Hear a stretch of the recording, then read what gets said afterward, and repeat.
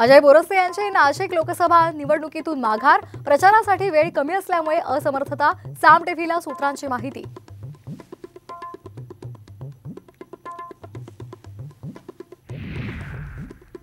सांगलीतून विशाल पाटील भिडणार की विधान परिषदेची ऑफर स्वीकारणार, आजच्या घडामोडींकडे लक्ष, माघारीसाठी पाटलांवर प्रचंड दबाव, सूत्रांची माहिती।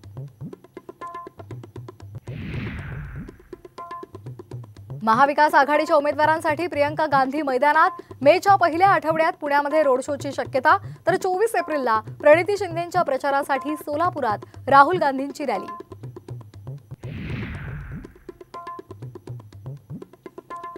बुलढाण्यात उद्धव ठाकरेंची सभा संपताच काँग्रेस पदाधिकाऱ्यांमध्ये हाणामारी, खामगावात महाविकास आघाडीला गटबाजीचा फटका बसण्याची शक्यता।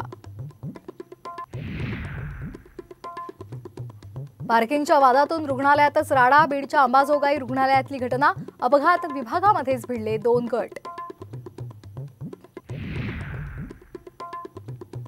तुरुंगाच्या भीतीने एकनाथ शिंदे भाजपसोबत गेले, संजय राऊतांचा खळबळजनक दावा।